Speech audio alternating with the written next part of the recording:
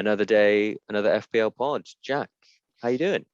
Hey Josh, yeah, really good, really. Yeah, had a good weekend. Football was entertaining. Played some football that was good, and now, as ever, looking forward to doing the pod. Yeah, how are you doing? Yeah, also good. Common theme to your weekend: playing football, watching football, and now talking football. So Good. also looking forward to that. But yeah, all good and ready to review my terrible game week. So Joshy boy, it's about time. To be honest, you're sake suffering. I don't enjoy you suffering, but I have to say you've had for some very good balance. weeks. So for the balance for the audience, it's healthy. I think that you have the odd bad week. And that's why I did it, of course. But Yeah, well done. Self-sacrifice. But it has been a tricky week for most managers, hasn't it, man? It's been a low-scoring week. So I think it's a good week to have a bad week, if there is such a thing. When there's high scorers and you have a bad week, it's horrendous, isn't it? So I think you've picked the right one. thanks for that. It's making me feel slightly better. But Good. anyway, enough of that. Should we go through what we're going to cover in today's pod, and then we'll just dive straight in? So Let's happy do for it. me to just whack through them. So Please do. Rattle them off. going to first look at game week 6, how we got on. Looking forward to that. And then we're going to look at the top performers again for XG and XA. It's been really useful. So we're going to go over that again. Mm-hmm. Then we're going to move on to some specific talking points, looking ahead at game week 7 after that, and our predictions and who we think is going to perform well in game week 7. Then we're going to look at our plans, our personal plans, transfers and captaincies. And then, of course, we're going to check in with the algo teams. Good. That's it. Good. I feel like we're getting as the weeks roll by, Josh. We're obviously still new to this, but we're getting a healthy skeleton set for each pod now, aren't we? As you say, the XG and XA, people seem to really enjoy it. So looking forward to that bit. Yeah, ask and you shall receive. So there you go. Yes, indeed. So should we go to game week 6? Let's rip the Band-Aid off. How are we getting on? So we should say we're mid game week still, technically. I think it's about to be half time in the Brighton Palace game. That's 0-0 currently. And I think I've got Sanchez and Duffy going on there. You've got Sanchez, is that right, Josh? That is correct. So the points that we say now will be subject to those results coming in, to that result coming in. But, 99% of the game week's done. So I think we've got a good feel, don't we, barring a Sanchez double penalty save, of how we've got on generally. Talk to me, Josh. How's your week going? Yeah, start with the bad, move on to the good, hopefully. Dear. So, yeah, not a great week for me. I took a -4, worried about players. And with that -4, I'm currently sat on 33 points, which 33. includes, taking into account the -4. So 30, you're on 37, -4, 33. Yeah. Yeah, cool. Who was your -4? Who was it? I was surprised to see it. I didn't realize you were going to do this, but... No, I got petrified looking at all of the injuries and seeing the potential to not even to play at have an 11 with points. So scary. I got rid of Rafinha, scary. which was painful. Oh man, I don't think you're alone in doing that, are you? He was yellow flagged, was he, the whole week? Yeah, and it was kind of that 75-80% chance of playing, and I didn't want to take the risk. So I thought, take the -4, go for a couple of assets. I bought in Sarr for Rafinha. Not too bad. No, that's not in bad. The end. But burn the 4, and then obviously I had to try and shift around my strikers. So I upgraded Obafemi to Dennis, which on paper didn't seem bad. But Dennis came back with a single pointer. So Dennis the Menace. That's right. Talk me through your team then from back to front. Who got you points? Who's let you down? Yeah, so not a lot of points to talk about. But Sanchez, obviously, we're waiting to see. Please, God, Sanchez come back with a clean sheet. That's anything to say there. Soufal, 2 points. Trent Alexander-Arnold, 1 point. Shaw, 0 points. Luke Shaw, yeah. Well, I think we'll talk about him. We will get there, so let's not stay on him too much. Livramento, 2 points. I was a bit gutted about that because he played really well. It was frustrating watching, wasn't it? It was frustrating. You're unlucky again there. Yeah. Salah, thank God I captained him. So that's 14 points for him. Solid. Bruno Fernandes, 0 points. Yeah, as the Villa fan, I'm sure you're very happy. Oh, Josh, I was so pleased. Just to diverge a second, I was so happy with that. Villa fans listening will know just how sweet that victory was. They always get a penalty against us United every single time. I do think it was a pen, to be fair, but they always get a pen and manage to get a result against us. Usually a win, to be fair. But when he missed it, it was dreamland. It really was amazing dreamland. From Martinez. Oh God, getting in his head. So I loved it. Absolutely loved it. And then Ole afterwards making all the excuses. It was great to see. It's so good to beat them because they always batter us. So just so good. And you called it, to be fair. Last week I said in my predictions that you were gonna get I did have a feeling, you knew. I did have a feeling that people would really write us off Ronaldo captaincies everywhere. I think that just ignored how the two teams were actually playing, really. Like Villa were doing very, very well and not really going a bit under the radar. And I think the Ronaldo factor blinded people a bit to actually United weren't playing that well, certainly defensively. But yeah, anyway, I'm sure we'll talk about that later. Sorry, so you got your Fernandes 0 pointer. Very unlucky, to be fair. Very unlucky. Because he's on now. Well. We know he's kind of on pens, I guess. Will he be? I mean, that's we know a little something, but then I guess we know less. Yeah, we know less now. He's missed it. But yeah, I mean, so Fernandes on 0 points. Sarr came back with 9 points again, thankfully, and then up front, Tony coming in with 5 with his little assists. Fair play. Brentford looked good, and he looked again a menace. Dennis, as you said, the menace, and my menace with 1 point. And Lukaku coming in at 2 points. Yeah, so, Lukaku disappointing. Tony looked so good, I thought, against Liverpool. I really want Tony now. I think he bossed it, and I think he's been bossing it for a few weeks. You must be really pleased you kept him. Yeah, I mean, I can't say it was part of some grand master plan. It was really from my perspective. Cheers, thanks. But without the wild card, obviously there's only certain moves I could make, and I was able to just keep him through this bit of form recently. But you're right. I think he looks good. And you've got to be holding him now long term, right? After these performances. Spoiler, but I think I'm looking at wildcard now. So week 7, game week 7, nice. Game week 8. So definitely talk about that shortly. So we'll see what he can do. But I think you're right. He's looking. Eyes on him for sure, and Brentford in general.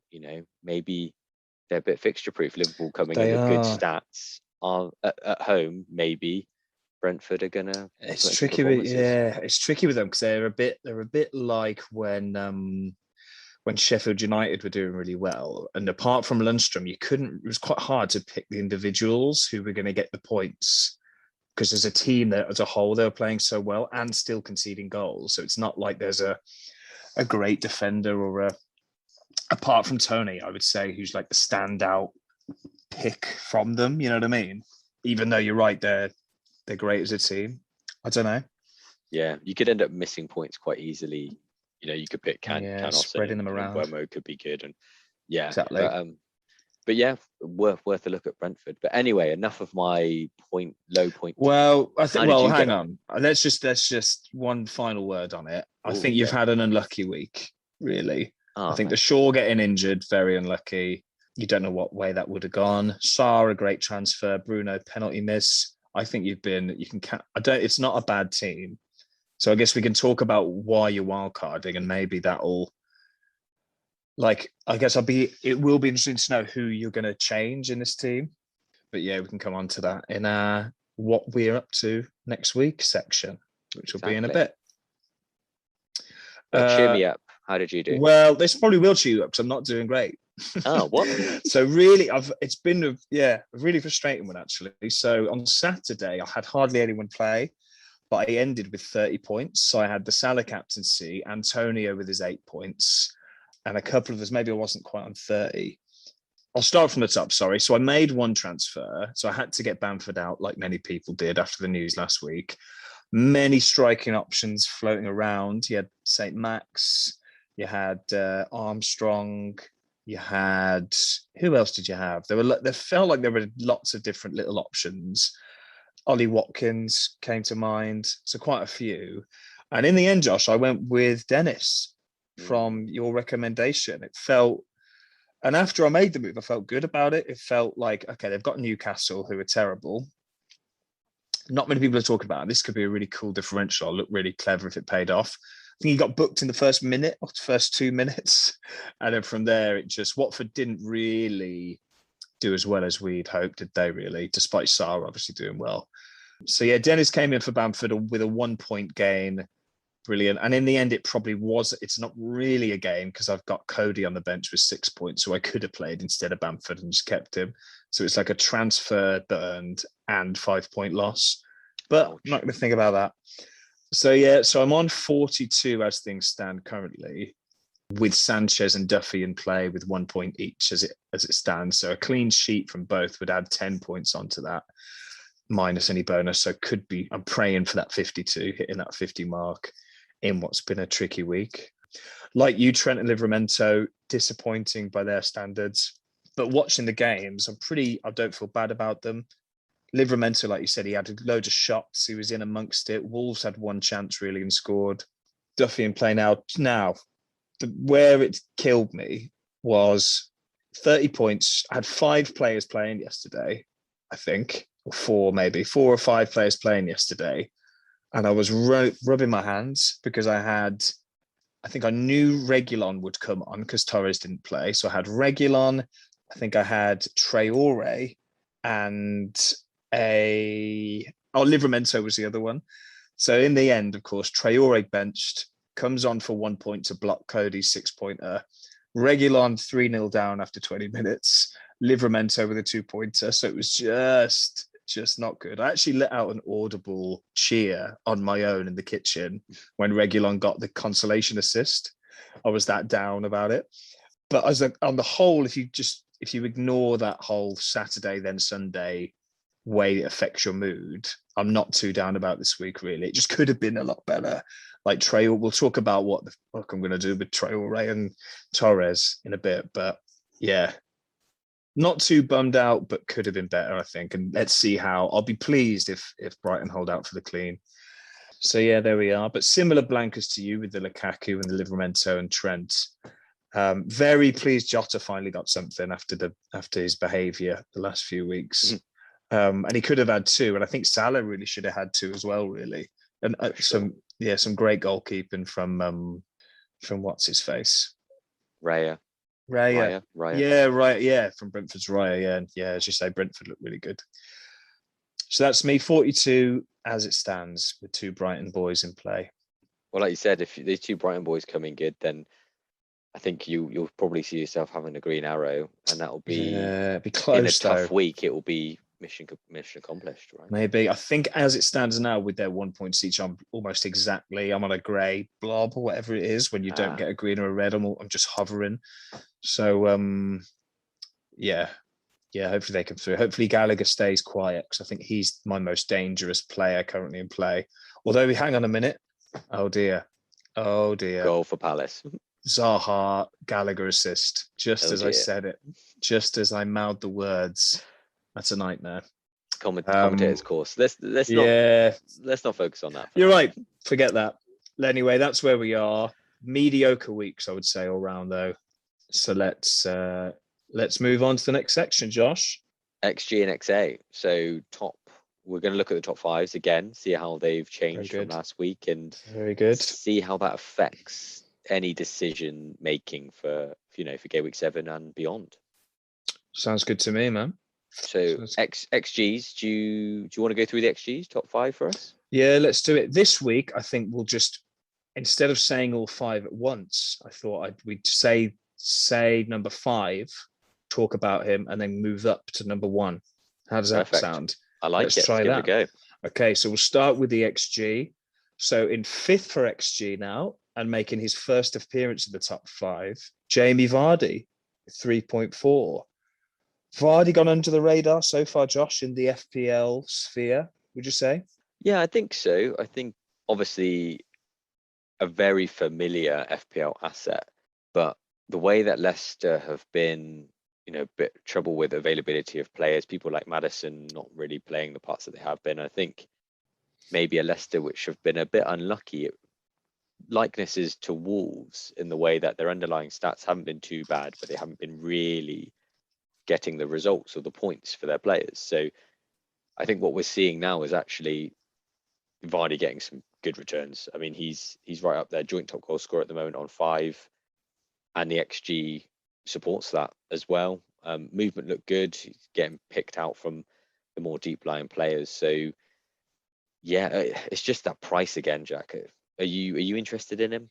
No, I was going to say exactly what you just said. His price is that 10 million, just puts him in that just awkward position. If he was like on a par with, if he was like even a 1 million lower, I think we'd be talking about him a lot more because he'd be competing with the Antonios and the Calvert-Lewins. But that awkward 10 million tag, he's not in the Ronaldo Lukaku premium bracket, but he's not vying with the others. So as you say, and I think that coupled with Leicester's uncertain start, I would say they don't look as good as they were last year, despite Vardy playing well so far. I just never am tempted by him. I don't know why. And that has burned me in the past, looking back. But I don't think his ownership's very high anyway. So it's not like I'm scared of him when I don't have him. What is his ownership actually? I'll just check. He's the second highest point scorer in forwards. And he's 12.5 ownership, so not very high for a player of that points potential. But yeah, how about you? You're tempted to get him? Wildcard coming up. Is he on your radar? I think he's slightly too expensive for me, Yeah. but someone to keep an eye on for everyone. Because I mean, United obviously are maybe showing some vulnerability, some vulnerability that they maybe we thought about in their previous games. But with the fixtures that they've got coming up as well, you start thinking, those cracks can become bigger. They've got Everton, Leicester, Liverpool, Spurs, City. And I know all of those teams aren't performing like they have done in past seasons or whatever, but they're still, not the easiest teams to play against and teams that can cause trouble for them. So when you look at then Vardy's next fixtures, Leicester have got Palace, United, Brentford, Arsenal, Leeds. Not the easiest. Not the easiest because there's some on-form teams there. There's I mean, they've got United, so that's a win for them. But yeah, no, it is. It's tricky. It's tricky. But let's see. It's Vardy. He does smash it every year, really. Vardy. He is very good. I think if you've got him, definitely hold him. And fair play to you for getting him. And you've found a way to work him into your team. But I do agree, Josh. Yeah, a bit too pricey for me still. But a lot of respect for him. Got a lot of respect for Jamie. FPL legend. He is, yeah. And just general Premier League legend, isn't he? I mean, yeah. What more can you say? So he's in 5th spot. In 4th spot, dropping, I think, a spot, Cristiano Ronaldo with 3.44.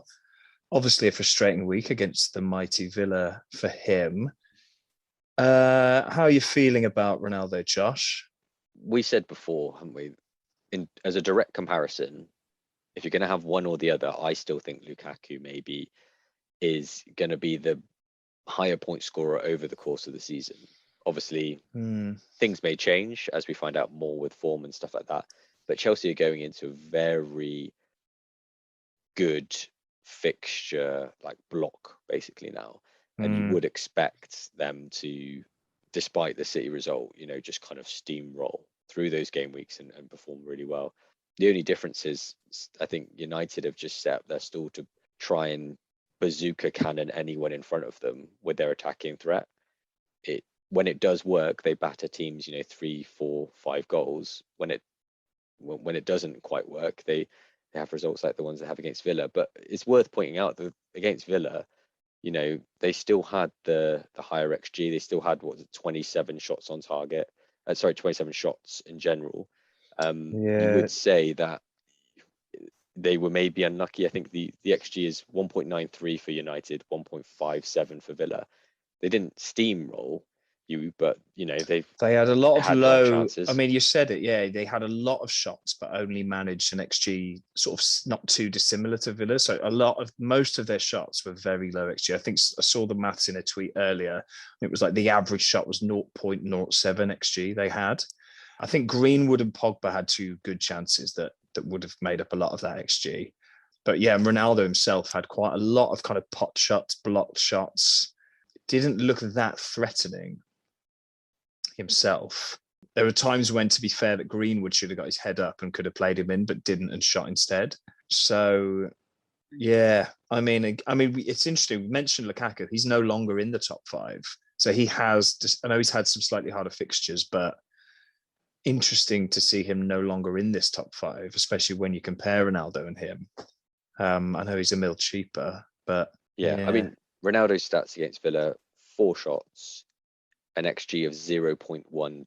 I mean, it's not great, is it? That's not great, and not on the penalty is another one. So do we think? I think after that weird today, I'm sure everyone's seen it. That cringeworthy, massive apology from Bruno Fernandes for missing it, and all the teammates rallying around him, supporting him like he'd, lost a loved one.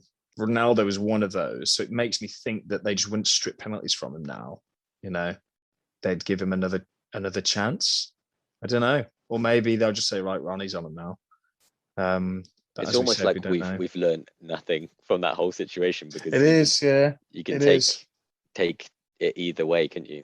Really, but the bottom line is, of all the Premier League games, Ronaldo's played since he's just come back, not many. 2 of them he's done well and got returns. 1 of them he hasn't. So yeah, he'll keep scoring, won't he? He'll keep scoring goals, I'm sure. It's just whether that price is of 12.5 is better spent elsewhere. Lukaku at $1 million cheaper included. He's 12.7 now, isn't he, Ronaldo? I think. Yeah. It'd be interesting to see if he drops. And their fixtures do take a bit of a turn now, I believe, in terms of difficulty. So yeah, it'd be interesting to see if he's sold a bit. It wouldn't surprise me if he was. Amazing how it all changes, doesn't it? So such a quick amount of time. But I think that's one of our talking points, is to be mindful of the change. Up into 3rd spot, then we've got Sadio Monet. I believe he was top last week after a couple of games of multiple chances for him. Interestingly, I don't think his XG has increased that much after the weekend's game against Brentford. Despite Liverpool scoring 3, he wasn't really in amongst the chances. Josh, what do you think of Manet? Yeah, I kind of said it before. I think he's by no means the main threat at the moment. He's just not really showing that decisiveness that we saw a couple of seasons ago. He's showing that hesitance, both in his shooting, his dribbling. It's just, he seems to have a lot less purpose in his play. And you mentioned it already, his XG hasn't increased a lot in the last 2 games, and that's why he's dropped down. His XG against Brentford was 0.05. Yeah, I mean, no, he was nowhere. He was nowhere watching that game, for sure. Yeah, and then you look at the other 2 in the front 3, Jota, Salah, both getting returns. Probably both should have more returns, but Salah's XG was at 1.07 and Jota's was at 0.83. So they're the ones more involved and, taking their chances, you would say. And I think at Mane's price, I've said it before, great if you want to back him and go for him. He's obviously got the underlying stats there, but I think the form is with the other 2. Looking at, if you want to have a Liverpool attacking asset, you have to have Salah. If you want a second, despite Bobby Firmino coming off the bench, I still think Jota's going to have quite a lot of minutes and be comparable to other rotated assets at his price point. So I mean, Jota stayed on the pitch, didn't he, when Firmino came on? It was all 4 of them. Yeah, potentially good sign. I mean, that's not going to happen every time, but he's performing well. It's what you'd want to see. It's tricky with Jota. I mean, Jota isn't too far off this top 5. He's 3.16, same as Dominic Calvert-Lewin, and for 5 million cheaper than, or 4.5 million cheaper than Mane. I mean, it's a massive difference. You're right. Fair play to you. I was getting a bit seduced by Mane after that. I think it was that one game he did score in the end, but he missed like 4 one-on-ones that the Leeds basically the Leeds game, that ballooned his XG, I think. I mean, that was a freak game. Leeds defense is porous anyway. So, yeah, I think you're right in everything you've said about Mane. Probably, again, because of his price. It's been a bit of a theme with these 3, Vardy, Ronaldo, Mane. The price makes them a difficult proposition, I think. Indeed. Yeah. So that's Sadio Mane in 3rd. In 2nd, Mohamed Salah. We say it every week, Josh. Is he still a must-have? Presumably wildcard team, first name on the sheet? For sure. Yeah. I mean, joint top goal scorer out of the 3 players on 5 goals so far this season. He's the midfielder as well. And to boot on top of that, he's got 2 assists. His underlying stats are incredible. He's just a must-have in my mind. He is. Again, I don't know how he missed that second one-on-one at the weekend. Normally you'd put your house on him to score that. I'm shaking my head for the people that can't see the video. Oh, it was killer. It was, yeah. I thought it was in. I thought it was a weird one. He kind of did he lift it over the bar? I think he did, didn't he? That was at 3-2, and I think just didn't have the clinical, the ice cold decision making and finishing ability that he maybe would have had if it was 2-2 and he had that chance. I think he would have just blasted. I think he was messing around a bit. Maybe thought he was offside. Don't know. Very tricky. I mean, Liverpool have got mixed fixtures, I would say, in the next 4, but I don't think it matters with Mo. I mean, I'm tempted to captain him against City even. That's how good he is. He's one of the very few players I'd think of captaining against the best of the best. I think he just gets goals. But again, we'll come on to that later. But yeah, what a player. Superb. Always regret it when I don't captain him. Get him in your team. Absolutely flying. And 1.64 XA as well. Not too bad either for such a clinical finisher. He's got everything.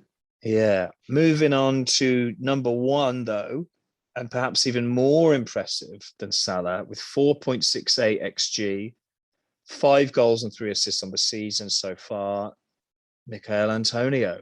Josh, is he coming back to you? Do you miss him? Do you love him?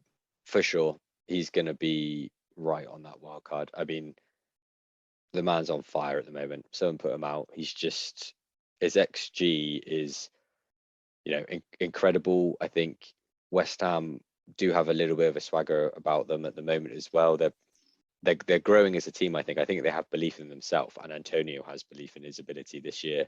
He is just, if he gets a chance, he's going to put it away, and his XG shows that his teammates in West Ham are put him in those positions and giving him the ball. And I just think his XA as well is 1.87, higher than Salah's. So it's not just the fact that he's at the tip of the spear putting things away. He's involved in everything. So I gotta have him. But you've already got him. I'm very jealous. I'm guessing you're not going I'm really glad I anywhere kept him. Yeah, really glad I kept him when he got injured and just benched him. Was kind of annoyed that Bamford got injured because that meant a lot of other people brought him back in, and it was an easy swap when the Bamford injury happened. But yeah, I think I've said it before, he plays like a premium option. The way when he's fit, he is a premium and should be. I think the reason he's not is because of his injuries. And so when he is fit, he's almost as must own as Salah, I think, in this West Ham side for the last sort of 12 months. So yeah, he's brilliant. I think it's one of those weird ones where if he was priced higher, I think we'd almost respect him more and consider him for the captaincy more. But I think that's always a weird bias that I certainly get is, well, I can't captain that player. They're cheap, So I think he should be considered for the captaincy more often than he is. And I nearly went with him this week, I must say. It didn't matter in the end with Salah because they got pretty much the same points, but he was definitely second on my radar. Although a lot of people got burned with that red card, didn't they? They did. I mean, I'm sure but yeah, I mean, Brentford at home next. I mean, that's captainable, I think, with Salah at City and things. But yeah, we could talk about that. But yeah, Antonio, if you've got the money, I think he's the one you'll be hiding behind the sofa watching this week if you don't have him. Very good. So that's Antonio, Salah, Manet, Ronaldo, and Vardy as the top 5 XG players so far this season. Moving on to the XA, we've got a completely fresh, different set of faces. So 5th for XA overall this year is another West Ham player. It's Benrahma. I feel like people have cooled on Benrahma, and I'm not sure why, really. There was nothing that really suggested to me that he was playing any worse or not likely to play as much. So why do you think people have cooled on him, Josh? I have to say, I think I've got to be guilty of being one of those people. And I can't really justify it because he's continued to return, with the 3 goals, 2 assists, very, very decent XA and XG considering, his price in a team that's on form. So, a good team as well, because a lot of the other people, other players that they were looking at his price point play for teams that you would say maybe aren't quite as good and therefore will have less chances overall, but less XG as a team, concede more goals, not get as good results. So I've got to say, yeah, I had blinkers on away from it, looking away from it, other players, but he deserves a lot of attention, and I think maybe should be still seen as the go-to at that kind of that 6.5 price, into 7. That mid-price, mid-conundrum again. It's still with us, isn't it? Yeah, I do agree with everything you said. Don't know why I called on him. Opted for Traore for some reason over him on my wild card. Complete disaster. And Torres as well to a degree. And yeah, forgive me, Benrahma. Please forgive me. But the stats I have want you changed. back. In your defense, the stats have changed quite, drastically. That's why we're looking at them every week. Traore was right up there a couple of game weeks ago, but now it's evolved. That's the risk when you wildcard early, isn't it? When the sample size is so small, like 3 or 4 game weeks, that they're going to swing massively. I think as the season rolls on, this set of 10 players will get less and less variance, won't it? As the good players stay good over a larger number of games. So it'd be interesting to see. What I might do is tally up how many times a player features in the top 5s. Yeah, that'd be good. And then maybe at the end of the season, we have a table that shows every week who the players were most weeks. Could be fun stats, some more fun stats for us. So that's Benrahma. Yep, it's a buy, I think, if you can get him. I think we agree on that. In 4th place, dipping down the table a bit, similar to Manet, I thought had a relatively quiet game in terms of attacking threat against Brentford, is Trent. How are you feeling about Trent? Still a lock for your team? I still think he is the best fullback that has potential attacking returns, and maybe people will point to Alonso, but we're looking at the stats here for Trent, and that proves where he's at, and he missed a game as well, so he's got less minutes than a lot of the other players up there, and he's still got those stats. I would be slightly concerned about his clean sheet ability, because Liverpool have been conceding a lot of chances, and I think maybe they have been lucky to get clean sheets. All similar back post goals. They clearly ganged up on Trent, didn't they? Flooded that back stick, and I don't know why Liverpool didn't deal with it, really. Yeah, they just they're defensive shambles, really. But I think despite looking at that game, not in isolation, but looking at all the other fixtures as well, Liverpool's XGA isn't in the best 3, for example. I think they're closer to mid-table when I looked at them. So, they are conceding opportunities. Yeah, so Alisson's been doing quite well, hasn't he? Making some saves sort of in the last 20 minutes of games. I've noticed he seems to save the day a little bit. Exactly. So you've got to be a little bit concerned about that, especially when there are City assets that have very good clean sheet potential, and Chelsea assets with their fixtures coming. So at 7.5, you might be able to save 1.5 and downgrade to someone else, but I would still pick him for the long term if I was wildcarding. So I agree. I'm not too worried. Like that Brentford game, yes, they look shaky at the back, but I just treat Trent as a mid-price midfielder that gets extra points for goals and clean sheet points. And when you look at him under that lens, I mean, he's the only defender anywhere close to these XA and XG stats, and that says it all for me. I think he's still the main man. He plays like a midfielder, doesn't he? And he's got one of the best crosses in the game, in the league, as a defender. So yes, for me, it's a complete no-brainer to keep him. 3rd spot, a new entry, is the fan favourite, one of everyone's favourite players. I love the guy, Alan Saint-Maximin, Saint-Max, ASM. Runs the show for Newcastle, to put it bluntly. It reminds me of when Villa was so terrible, but we still had Grealish, who just everything went through him. and he just looks electric when he plays. And now he seems to be giving that end product and providing that end product for them. How do you feel about ASM? I like him. I think we've covered him before. He's always, kind of drawn the eye from the eye test perspective. And now we're getting those kind of stats to back it up and points, as you said. However, the negatives are he plays for Newcastle. So despite him being able to solo run round half the team, his opportunities sometimes, when he picks up the ball, the XG for the opportunity is going to be so low that maybe too much work for him to do. He's a striker, so he takes up one of those spots, which is I wish very he was a frustrating. midfielder. Yeah, he's the fourth highest scoring striker in FPL points so far, though. He's doing well despite being in that position. Yeah, if he was a midfielder, I think he'd be in everyone's teams. I think he'd be above Ben Rama's and the Jotas and everybody's for his price. But yeah, it's that striker slot. Tough one. And Newcastle are shit, aren't they? Like, they are poor, man. They are not good, and he is the shining beacon there. And the other thing I don't know is I don't know what the deal is with Wilson. Well, injured is he now still? I assume so, but I don't think he played, did he?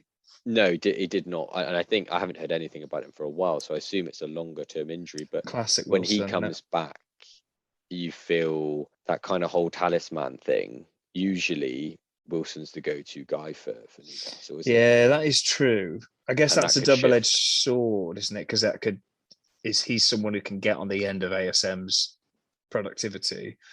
But you're right. When Newcastle score, when Wilson's playing, it's nearly always Wilson. They play in a slightly different way. Sam Maximan would potentially play in a different way. So worth considering. There's things to be wary of with him, but great underlying stats and a fun guy to have, just to have. Great fun to watch. Yeah, he is. I mean, I would say I'm not scared of him. I'm just disappointed in myself that I went for Dennis over him. That's where I'm sitting now. I'd definitely keep him if I had him, put it that way. Second, Josh, in the XA table, your man Bruno, despite a disaster class from him this week. Bruno's second in the charts at 2.59. We mentioned last week, I think, that he hasn't had the complete disaster people thought he would with Ronaldo coming in. He's still the main creative force in the team. A big one for you, this, Josh. You've got him. Are you going to keep him on your wild card? No, but I still think he is a good asset. But I think the fact that my answer was no, I'm not keeping him, kind of tells you everything you need to know. Despite having these stats, he's second in the XG stats, involved in a lot on penalties, supposedly free kicks. We'll see. He's involved in so much for United, who are going to be a very attacking team. They will score a lot of goals this year. He's going to be in the points. One thing I did look at as well for the Villa game in particular, he did have 6 shots and 10 key passes, which it's huge. is incredible, because the highest number of key passes from any other player after that is 3, which was Mason Greenwood, and I think Cash also had 3. So he's more than treble having the influence of creating key chances, which led on to good shots.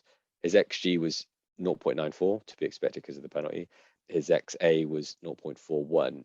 He's at the center of everything they do, but I just think it comes down to that.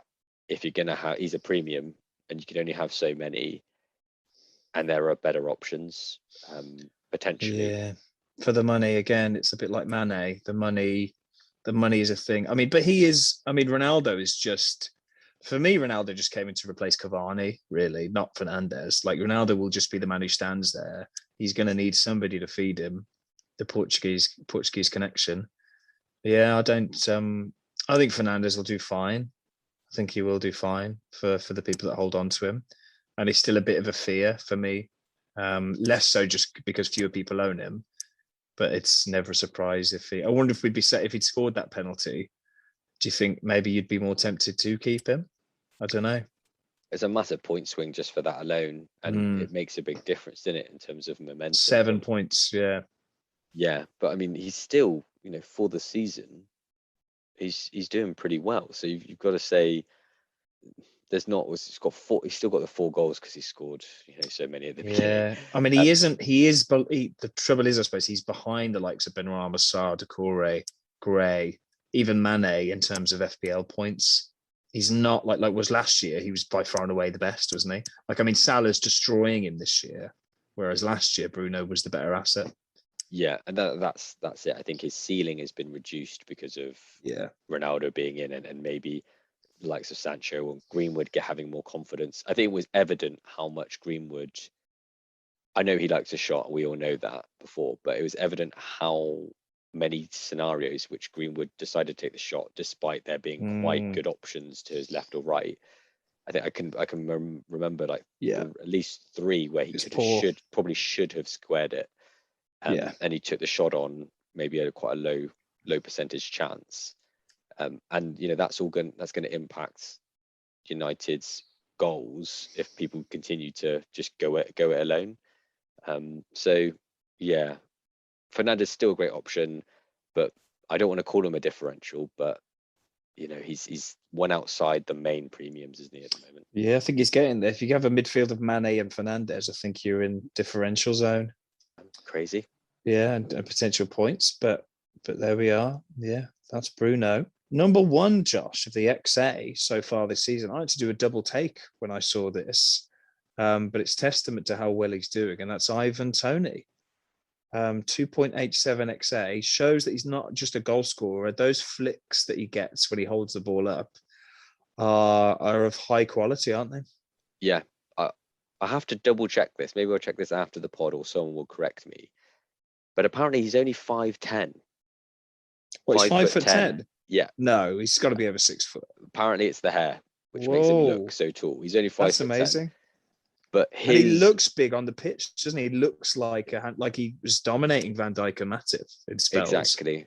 I think his ability, his athleticism, I think he will be on the books for a lot of top teams, maybe at the end of the season.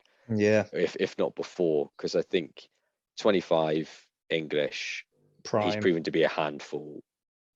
I really think that he will go on to get points this year, a good amount of points. And Brentford, if they continue to play with courage like they did against, granted it's at home, but they still decided to chase that game towards the end. So yeah, great team to watch, and he's at the forefront of everything. You'd say he is the talisman, their main man. So yeah, great pick at what is. He's dropped in price, didn't he, because of his initial? I think he blanked the first 2, did he? Yeah, I mean it's very cheap for what he offers.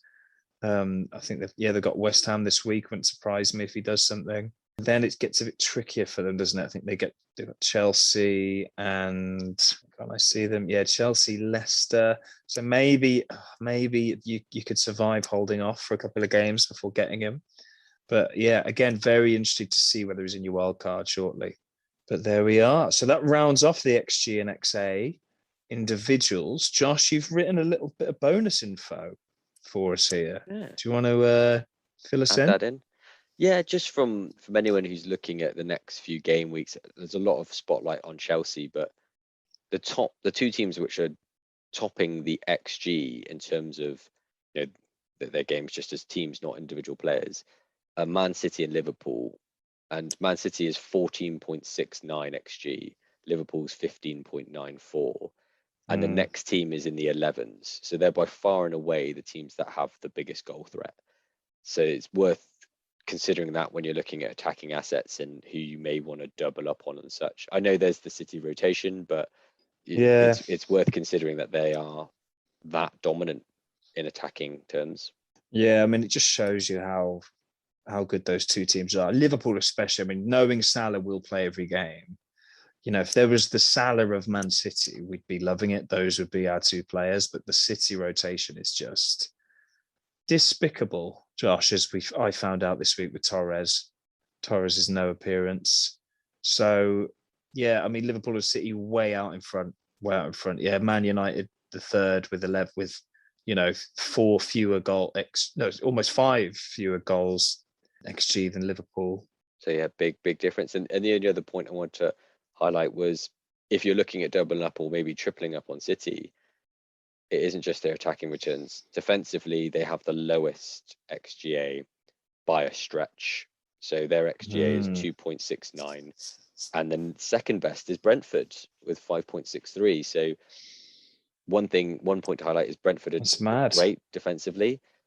The other point to highlight is aren't they? City by far in stats have the best defense. Yeah, I mean, that is. I'm very surprised at Brentford, but yeah, I mean, maybe I won't captain Salah now against City. Looking at that, I mean, that is ridiculous. It's less than 3 goals conceded in 6 games, expected to. I mean, it's incredible, and they've only conceded 1, haven't they, City, so far? Yeah. That was in the first game against Spurs, wasn't it? They lost 5 clean sheets on the bounce, I think it is. Yeah, I isn't mean, it? So, that is. I mean, Cancelo, Diaz. Are we thinking? Are we thinking about those guys? I think yeah, we should be. I haven't got my final wild card, but they're in the mix. They're on the radar, aren't they? Yeah, for sure. Again, though, they're even the defenders, probably bar Diaz and Edison, aren't immune, are they, from the wheel of Pep? So, yeah, treat with caution. But a Cancelo is, he's probably after Trent the next most dangerous defender for FPL points, I would say, when he plays. Would agree. Yeah, there we go. Okay, well, that's the XG, your weekly look at XG and XA for game week 7. Good. Shall we take a little break? Yep, take a little break and come back to the talking points. Happy days. All right. See you in a second. All righty.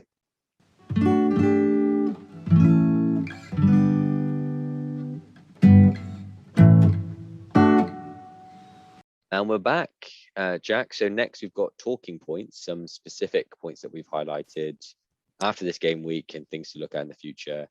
Let's kick us off. The first point we want to get started on is Brentford. We've covered a little bit, but what are you thinking? Just a team, Brentford. That's the talking point. Just Brentford.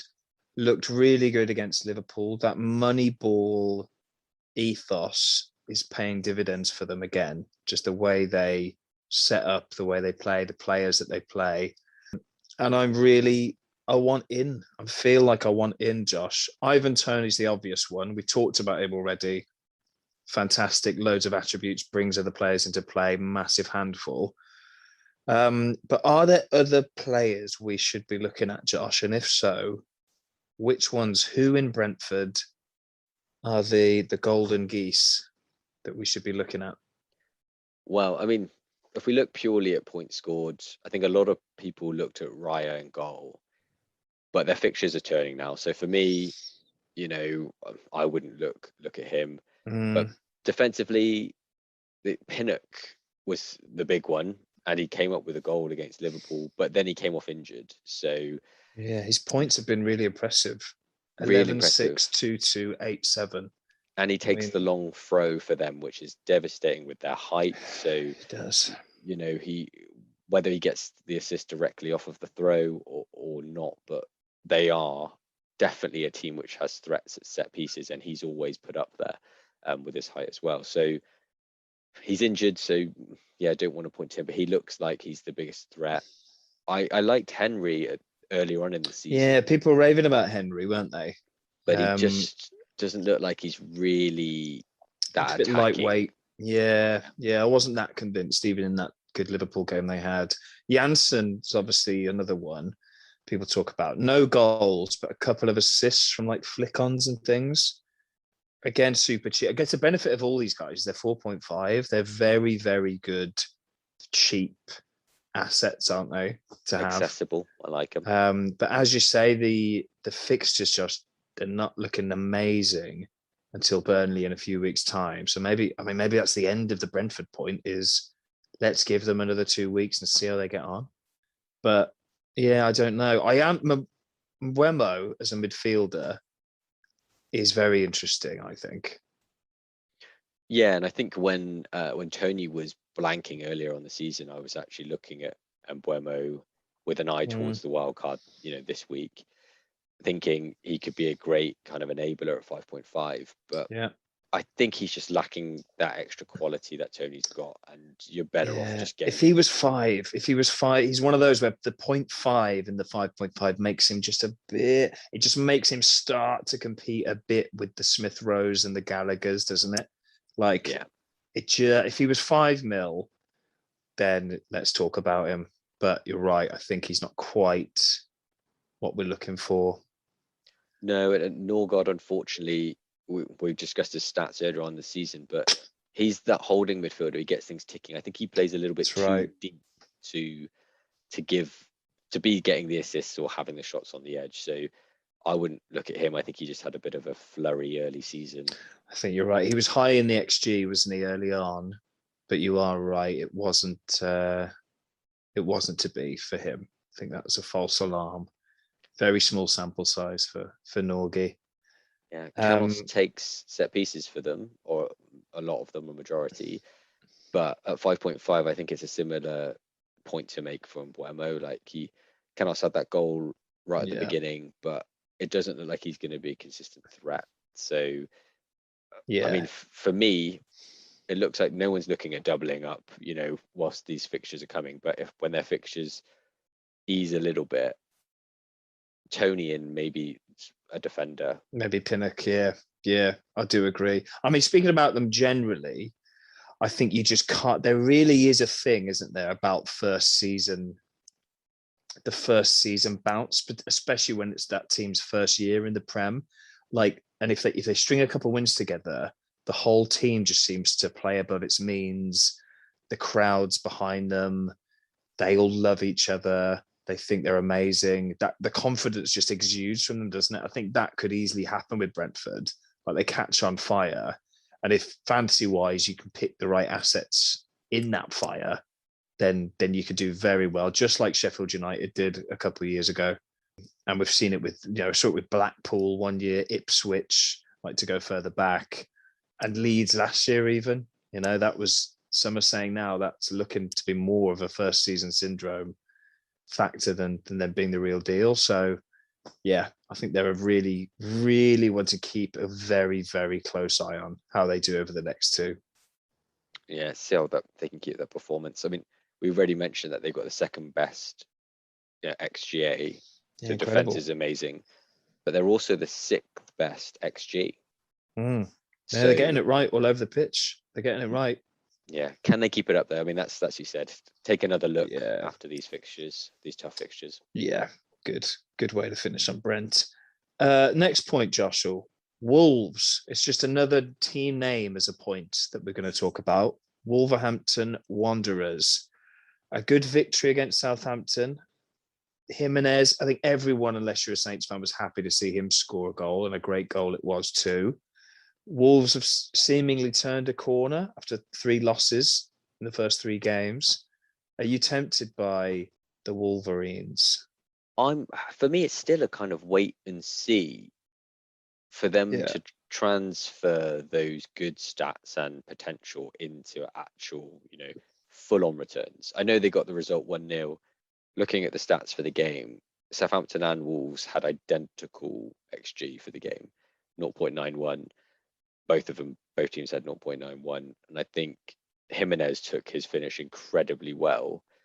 The positive that a lot of the pundits and commentary were talking about is his aggression.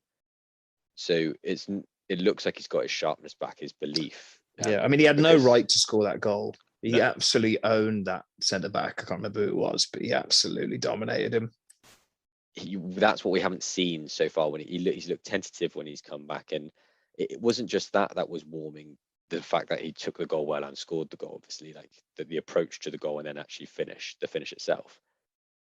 But the way he was putting himself about, linking play, he had a lovely touch. I don't know if you saw it, like a long ball into him, a runner going past him, and he just kind of pirouetted and flicked it off his heel just round the corner. And it's just he's class. Yeah, I mean, he tried that Rabona last week and fell over. Yeah, it looks like a completely different player this week. So if he can keep that confidence, I would say it's probably the only one I'd go for. It's Southampton though. They're no great shakes, Saints. I don't think they're that good really. Drew with City. Yeah, they did. And to be fair, they've had many clean sheets. I wish I'm surprised at watching that game. I think that was the first full 90 I've seen of them this year. And I just think they weren't I mean, they're going to be bottom half this year, no doubt about it. And Wolves, I mean, Wolves, for one, Traore, disaster of a pick for me on the wild card. Benched, obviously, this week, brought on, could have scored, to be fair. But what a disaster he's been as a pick. Avoid him like the plague. If you're tempted to get him, do not get him. Let me say that to you now. He's a complete temptress of a player. He's a harpy that will sing you onto the rocks. Or is that a siren? He's a siren. And your ship will go crashing onto those rocks if you follow that song. He's a nightmare. Defensively, I think they're good, though.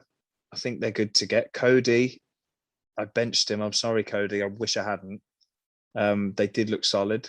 I mean, the keeper had a complete stormer, didn't he? Sarr, assist, bonus, and a clean. Saves. And some saves. Yeah, he looks very good. Great. I think he looks better than Patricio looked so far. Never really rated Patricio. I was about to say, what I found interesting is we were raving about Brentford and looking at the comparable stats for Wolverhampton as a team. They've got 0.6 less XG than Brentford. So we would put Brentford being this. That's surprised. Actually, no, you're right. They like that Spurs game. They lost 1-0. They should have won that 5-1. But it was against Spurs, who are pretty bad, aren't they, at the moment?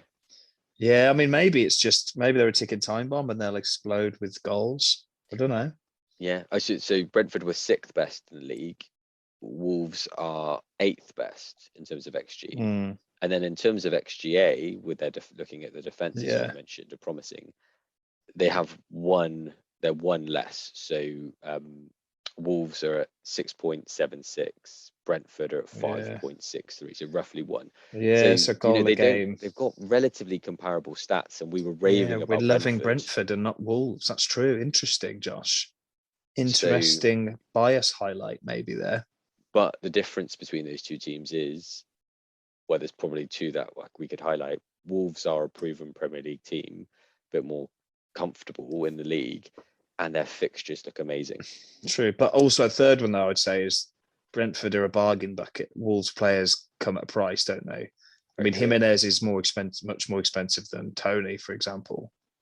But yeah, you're not wrong. The fixtures don't look bad at all for Wolves. I mean, this is the annoying thing for me personally. Traore owners everywhere. We see that benching and the 1-pointer. So we think sell. But they've got Newcastle this weekend. Do you hold on to him again for that? I've just ranted about him being a siren harpy onto the rocks, but I don't know. Would you hold him for this weekend or not? I think it depends in what situation you're in. If you've got one transfer, I do, and you have other fires to put out, debatable. Then of course you'd keep him for a great fixture. You don't know if he's going to start, so that brings. Is he a fire? Yeah, I think he's a bit of a fire. I mean, complete disastrous point returns, and now he's a doubt. I mean, is there any more of a fire than that, unless it's an injury? But then what you would say is maybe you could keep him on your bench as the potential to come on. He at 6 million, he's not the worst to keep as someone who has a great fixture and great fixtures coming up. You may have the ability to hold for a couple of weeks if he fights his way back into the starting lineup, or that was only a one-off. Then you've got no regrets. But if it just depends on whether you've got any other moves you want to make, I guess. Yeah, we'll come on to my team. But yeah, I think a lot of people will have been angered by his benching and coupled with his poor returns and will be getting rid. And I sympathise with him. The other mids and general attacking players I wouldn't touch with a barge pole either. I thought Podence looked off it. And the new guy they played in place of Traore, I can't remember his name now. He looked all right. But the usual faces, Martinez's and Neves's and other midfielders, I wouldn't touch. Semedo looked quite good. I'll say that for the defence. So yeah, defence I'd go near. Jimenez I'd go near. The rest of them I'd avoid. Yeah, agree. That's Wolves. All right, that's enough about Brentford and Wolves. Let's move on to a couple more general points. You sort of touched on it, Josh. Do our benches need to be stronger?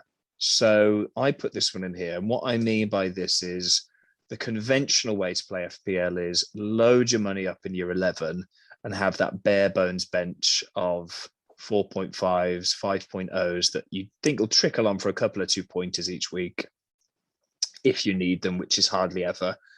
Now, I put this in because I think twice now already I've needed 2 of my bench players for various reasons. So more injuries, there seems to be more illness now, and there seems to be more rotation now amongst some of the popular teams. So obviously you've got City, but you've got that Liverpool Jota factor, Traore getting benched, the knobhead.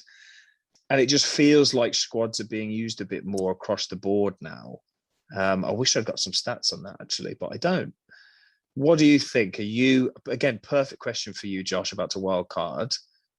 Are you thinking maybe I'll sprinkle a bit more money into my bench now, or are you sticking with the convention? I'm sticking with the standard approach. So okay, cool. Cheap, end of segment. Yeah, go on. As cheap a starter as possible. And I can see why you've raised this as a point, with the flags of Bamford, DCL, Rafi, Trent missed a game because of sickness out of the blue the other day. And there are lots of other players that we could mention that have been dropped. Mount as well with his injury. There's a lot of very highly owned assets who've been injured and Antonio as well when he got his red card, things like that. But what I would say is, looking at it from a very high level, not getting into all the details, we're struggling to have enough money to have all the assets that we want, the really great assets, the premium assets, and the more medium assets which are doing so well. I don't think you can afford to spread the money into the bench when there are, the brown. That I've got 4 million in my bank at the moment for some reason. But then you said yourself you got Traore at 6 mil, who you and I'm doing upgrade. Shit, so maybe that's a sign. Yeah. But I guess it comes back to that. One of the standard approaches that we always have, isn't it? Fill your bench with starters as a backup, because I think, to call upon my own or to look at my own team, I did burn 4 this week because I was scared. But at Brownhill, actually, despite being yellow flag, played, and if I kept Rafinha, I would have been fine and probably net had more points overall. But I think with all the game weeks included, I've only had to call upon bench players 3 times across all, and 2 of those within the same game week. So a bit different to mine. Yeah. Sounds like you just pick better players, really. And the points would suggest that I got lucky, as you get luck as well. Bit of both, isn't it? Bit of both. Okay, yeah, fair enough. I do agree broadly. I think, stick to what has proven true for the last decade of FPL, rather than think, things have changed, because they probably haven't. And I think you're right. I've had that problem because I have the likes of Jota, Torres, and Traore in my team who were already known rotation risks before I even wildcarded to get them in. So I knew it was a risk, these guys coming in. And unless you have some grand strategy where you're playing so far, you're playing 4D chess and you're swapping, planning to bench players and start players according to their doesn't fixtures. Work, Joshy boy. It just doesn't. That's too far for me. Well, let's go. Agree. I think it's too far for most people. People think they can do it, but I don't think they can in reality do it. And that leads us nicely onto our next talking point, I think, which is things are changing constantly, Josh. Should we chill a little bit and try not to jump to sweeping conclusions? And my examples I've got for this are Spurs and Arsenal. 16 days ago, Nuno won Manager of the Month for the first month of the year. Now he's favourite to go after two or 3 games. Spurs look woeful. They won the first 3 games 1-0. Now they look woeful. On the flip side, I'm seeing YouTube videos and articles. Is Arteta the next Arsene Wenger? 2 weeks ago, people were questioning if he even knew how to manage a team. They're 2 extreme examples, but you've got Ronaldo now. He's suddenly not a hot topic. He blanked against Villa. The 3-mium, 4-mium debate seems to have died a little bit. You know, things have changed and in not a long amount of time. What do we? Is the answer to that to make big moves and shift around, or is the answer to just hang on? Let's just rewind, shake a chill pill, let's relax, maybe not trigger our wild card so early, and see how stick to. Basically, have faith in the team in your 11 that you've picked so far, instead of the constant chopping and changing, which I've been doing. What do you make of that big spiel I've just blurted out? I can see where it comes from, because you're right. We're seeing so discussion points just flip on their head almost. Like, not just like, oh, maybe like what we said last week isn't completely right, but it's the like 180. But I've got to say it, like, it's all part of the game, isn't it? Like, form can change quite quickly. We're still early in the season, so teams are finding their feet, they're finding their philosophies. We're starting to know a little bit more about how they could be over the longer term. But Arsenal have won 3 on the bounce, haven't they? So it's not the case that they've just won 1 or 2. That it's starting to look like form now, and yeah, that's why people start looking at their assets. But Spurs as well, I think, despite their results early on, we discussed it at the time, their underlying stats were not great. And you were saying, people could get fooled by this. Couple that with the fact that they had a load of injuries as well through their defense, and after the international break especially, and then it just disjoints the team really.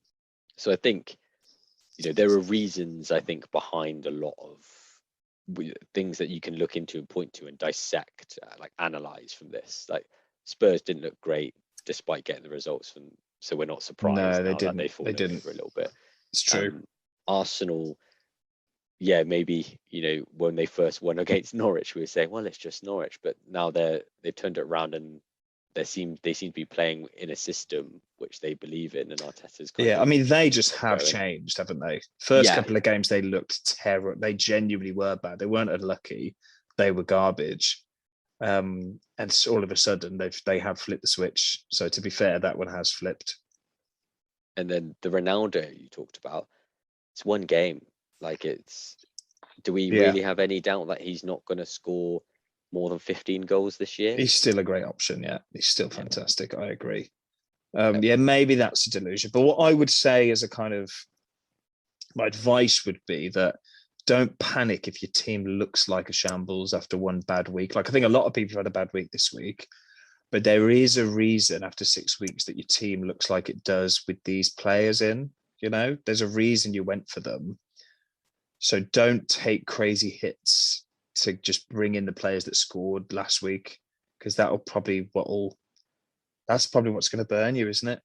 It's so tempting if your players bomb to have a look at, who got the points this week? Sar's another good one. I'll bring him in for Torres or Traore, and then lo and behold, Traore scores against Newcastle. Saying that's probably the move I am going to make, so that's a bad example. But I think don't panic. I think last week, loads of people looked at their game week 1 teams and figured out that 11 would have scored more for them that week than all the changes they've made. So it says it all, really.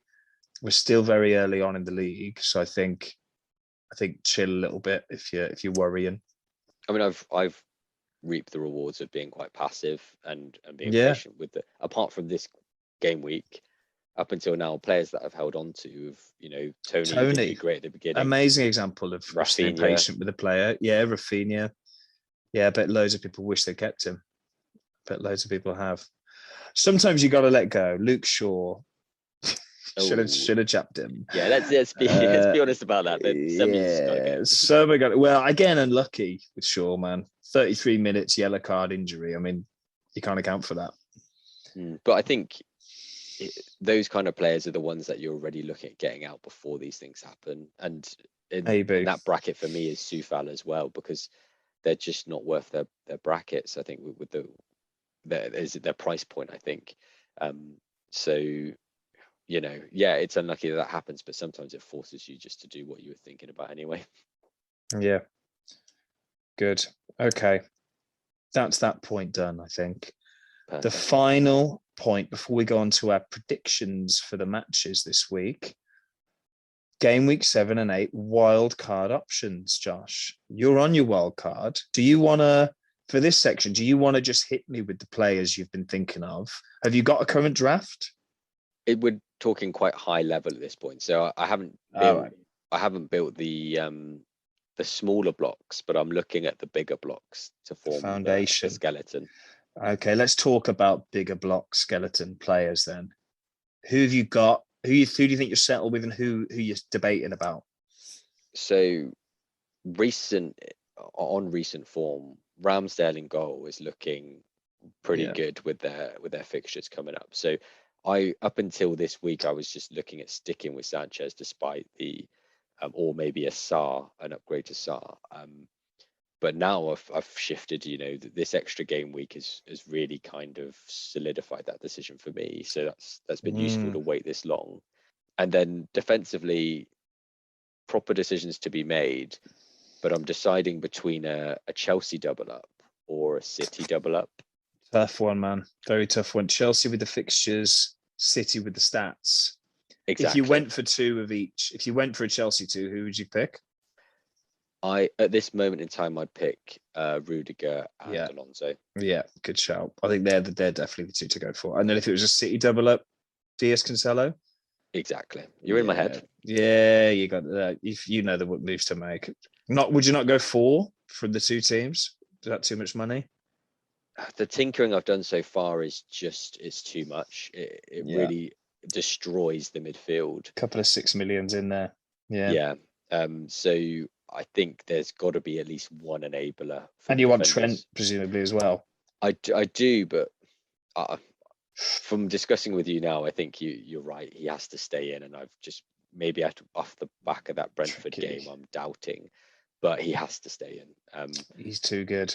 Yeah, and he's nailed. You don't get the risk that you have for Alonso. If Alonso was 100% nailed, he would fight him for that essential spot, I think, because Alonso is a machine. It's just one random day, Chilwell might be in there, mightn't he? I mean, and that could be this week with the Champions League back again. So. Yeah, you just don't know. Don't know. But yeah, very interesting. So that's defensive big boys you're thinking about. What about the midfield? Salah, a given?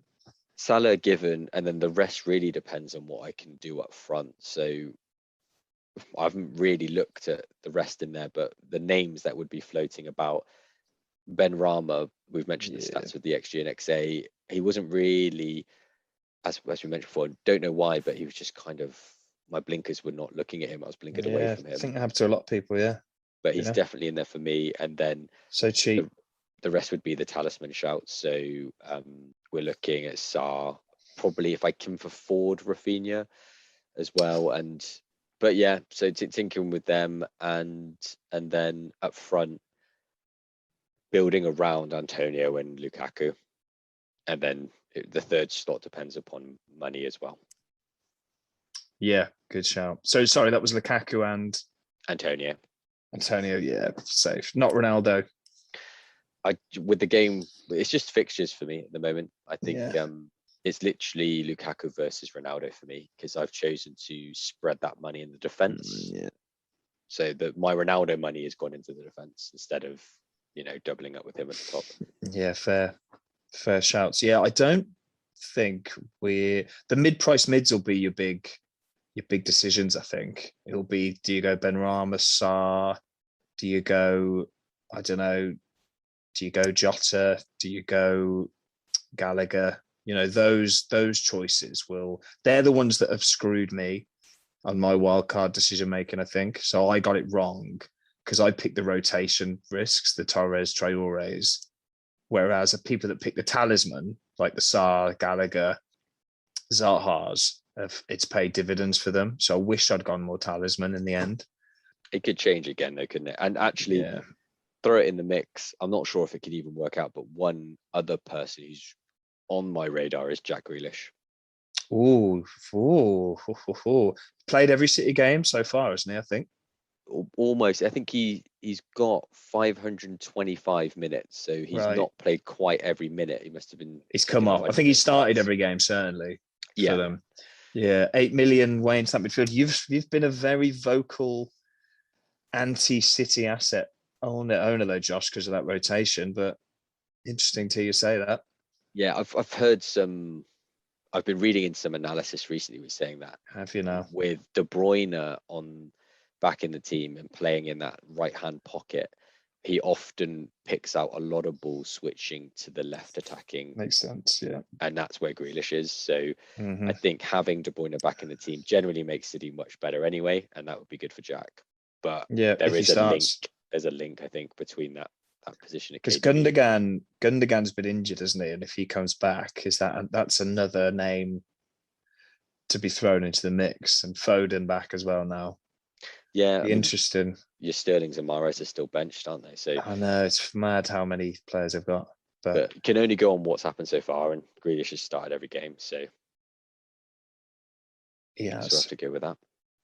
There we go. I mean, that's wild. I think you've very sensible musings. I don't think you've missed any crazy shouts there.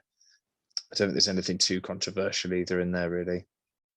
Get the big talisman in. Antonio, Lukaku, Salah, and Trent are the big four, I think, that you have to have. Yeah, with three defenders from City and Chelsea, hopefully, in the mix. So you play 4-4-2? Yeah, that would be if they're all in there, you've got to play them, haven't you? Yeah, I suppose so, you do. Reguilon. Why did I have Reguilon? Why did I pick him?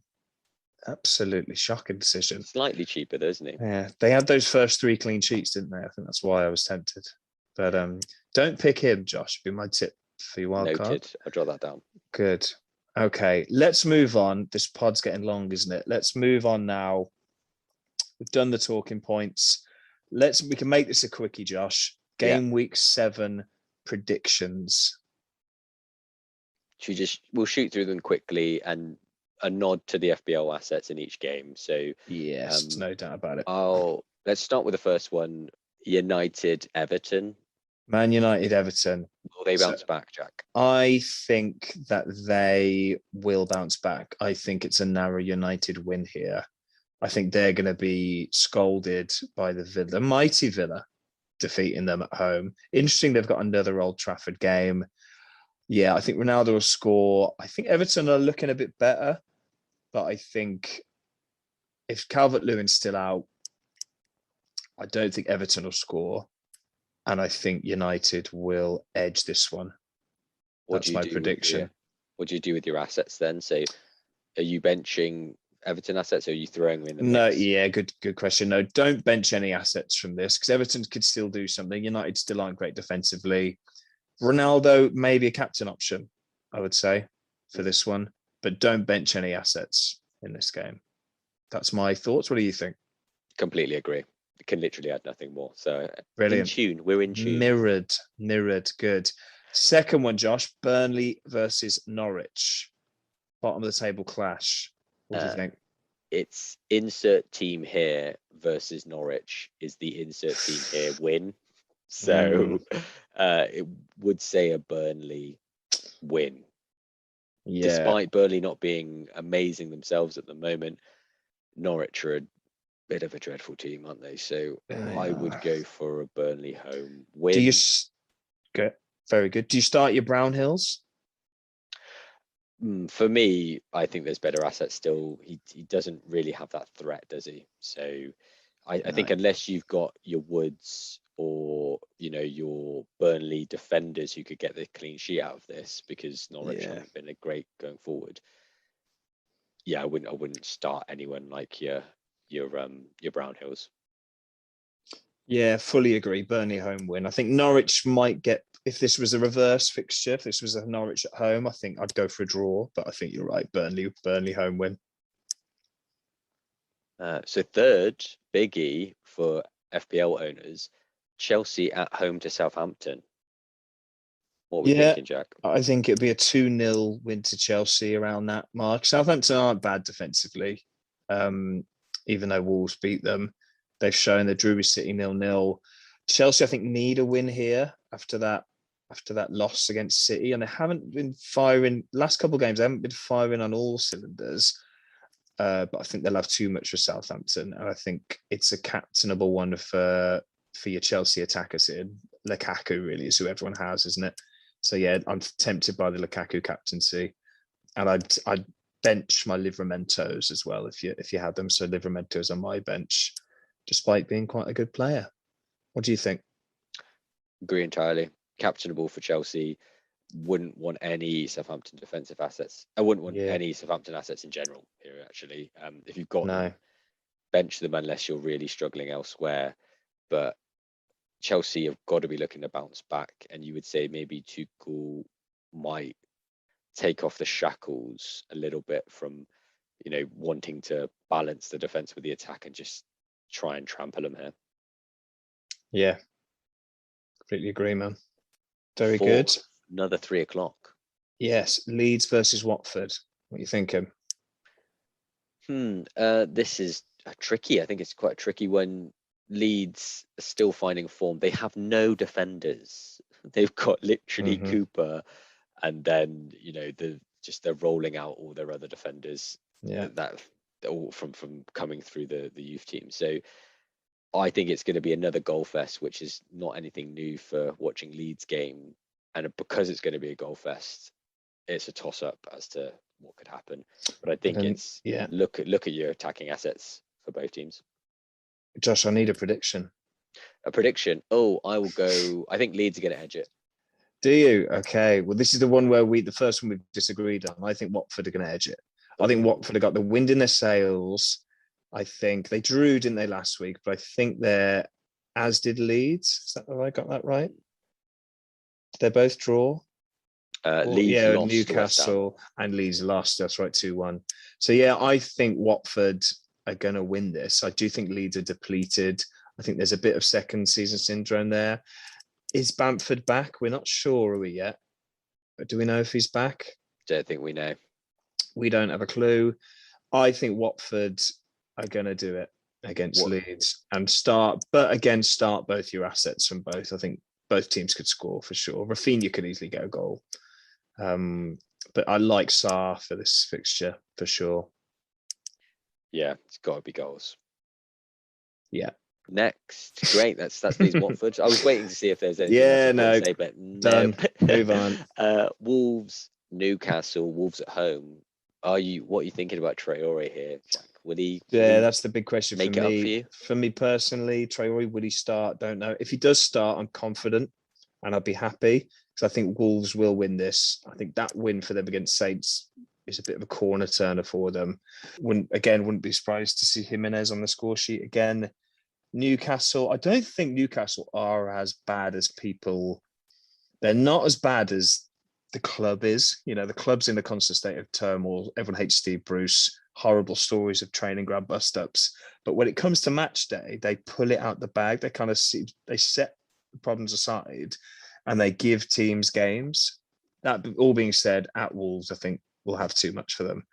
Again, don't bench your assets, but I'd go a 2-0 Wolves win if I had to.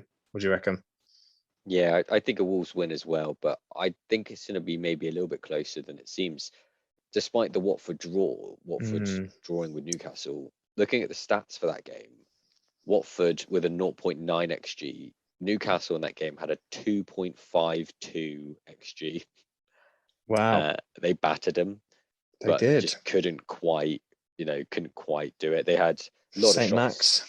A lot of shots there, 20 shots for Newcastle, 15 shots for Watford. 20 is a lot, isn't it? Yeah. Yeah. So it was, a very attacking game. But you would say Wolves with their defense, they should edge it. I think it may be a 1-0 for me. Fair, cool. Final game on the Saturday, Brighton Arsenal. Brighton at home, 5:30. They've just drawn with Palace. Probably be a bit disappointed, but a bit of a bounce, getting the last minute winner. Arsenal on the up. What do you reckon? Tough again. I think Brighton have been a good team this year, and I think will be for the whole season. Arsenal bouncing after their result. I would say Arsenal, I think with their current form and the fact they're on the bounce, their young players loving it, I think they're going to edge them. So Arsenal win for me, an away win. Do you think? Yeah, I think we disagree again on this one. I'd bet a draw here. A draw, because I think I agree with everything you've said about both of them. I just think Brighton are very good defensively, very, very good. And Arsenal, they beat a very rubbish Spurs team, like very rubbish. I don't think it was Arsenal particularly being great, and they weren't that great in the second half, actually. I think it was more the Spurs just being all over the shop and dejected and disillusioned and terrible. Brighton are going to be really organised, really up for it. It's away. And I think, maybe a Brighton win even, but I'll go a draw. Nice. Cool. So moving into Sunday, we've got Palace at home to Leicester. Can Jamie do it again, Jack? So this is a tough one. This is a toughie. Jamie's capable of doing it again, but Palace are a different beast under Vieira, aren't they? They've certainly got something about them. I'd go for a Palace win, actually, here. I haven't been convinced by Leicester, despite Vardy's antics.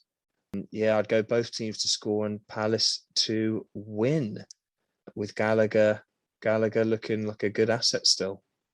Yeah, that's what I reckon. What do you think? I can see a draw here.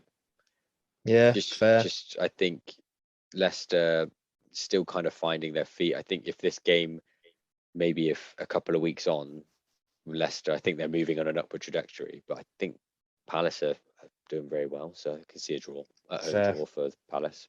Fair shout. Don't mind that. Don't mind that at all.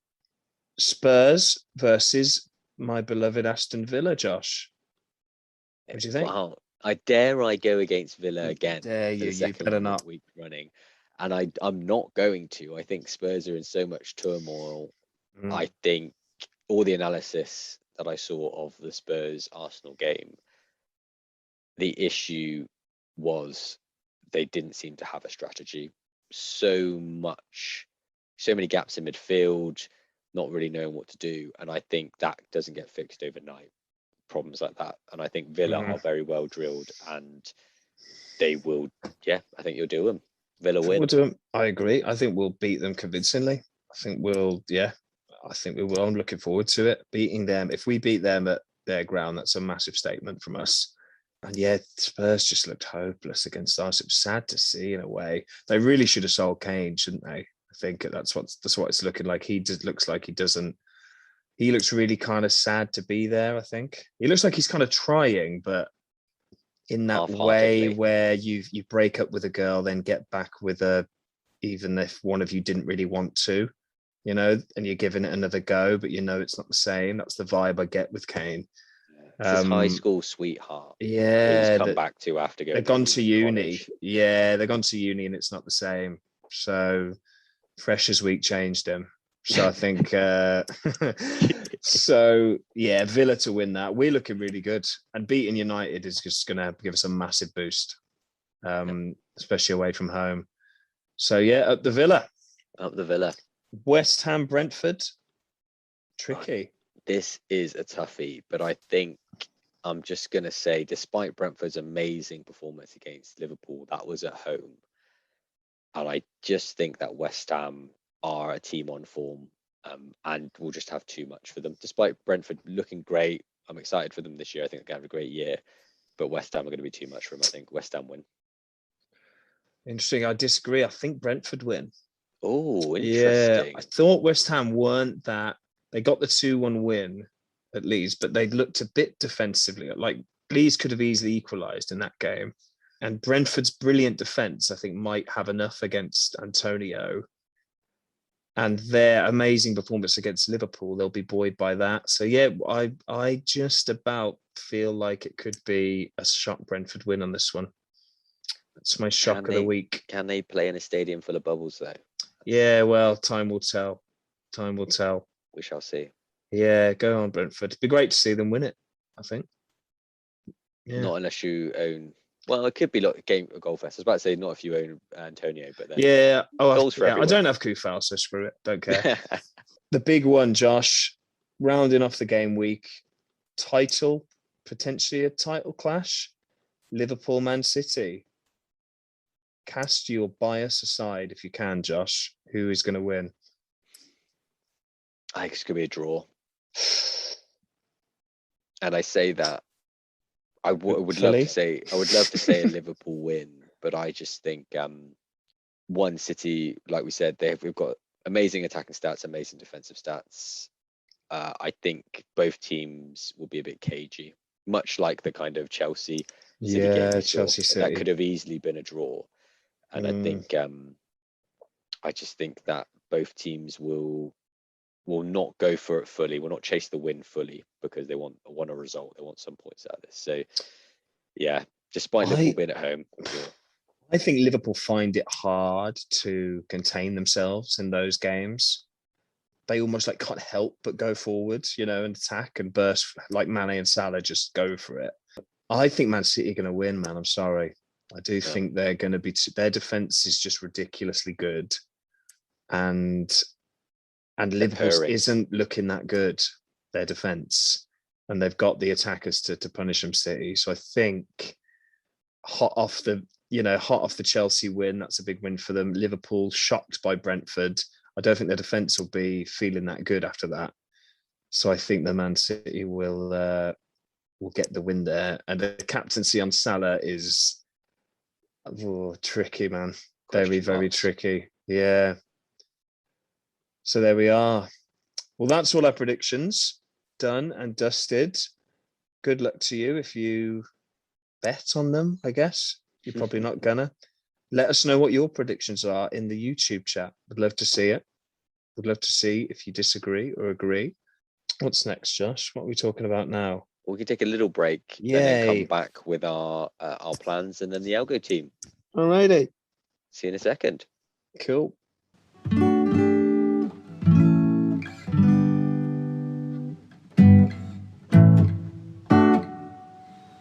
And we're back.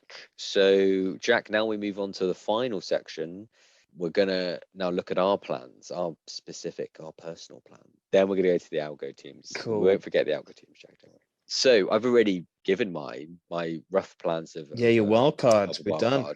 So, nothing to cover there. But cool. I really want to hear about what you're going to do. What fires do you need to put out? Well, I need your advice, Josh. Oh. And you, listeners, your advice, because I am in a bit of a pickle now. So... I'm finding myself I don't think I've ever been here before, really, where I've got 4 million in the bank. I'm finding myself benching my most expensive defender in Reguilon. I've got Dennis starting, so a 5.5 obscure Watford striker starting. And I've got Traore, Torres, and Jota also starting, all three of whom it wouldn't surprise me if they were benched this weekend. I've got one transfer. And I'm at a bit of a loss, Josh, really. Players I've got on my watch list, I would say Sarr is top, but I also, that 4 million is burning a hole in my pocket with the striker slot. So I could get another striker in. I could bring Bamford back in if we hear he's fit. But this week I hated Traore and Torres being benched.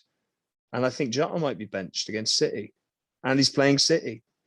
So what would you do in my shoes here? I think you've got to look at the long term, haven't you? So fine. There's the short term is Jota has a tough fixture, but you probably want to keep him.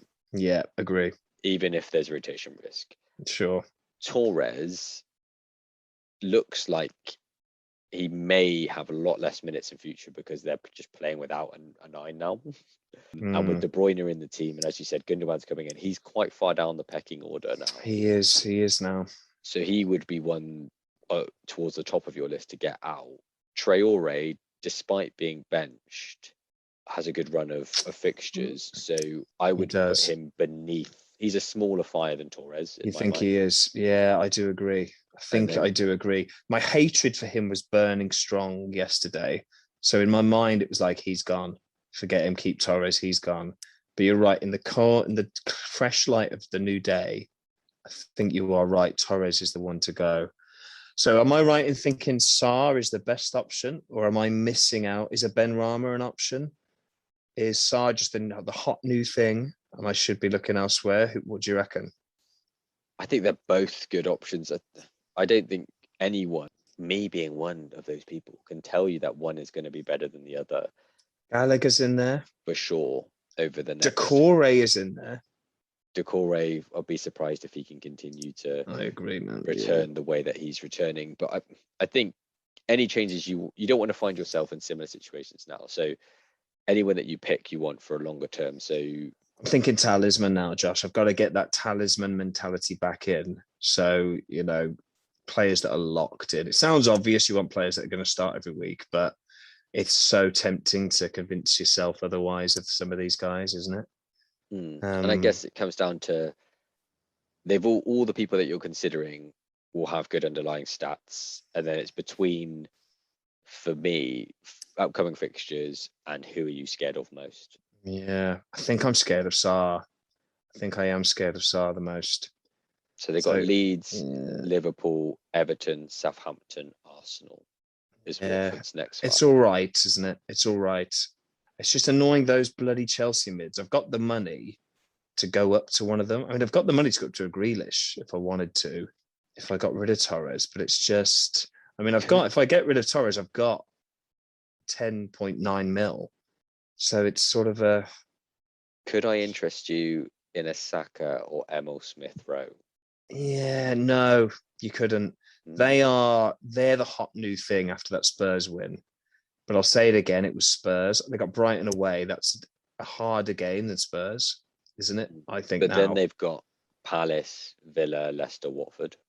Not terrible. Yeah, I wouldn't say that's the easiest run for them, to be honest. I'm not sort of, I don't know. And people are getting Kovacic here, aren't they? They're getting him in.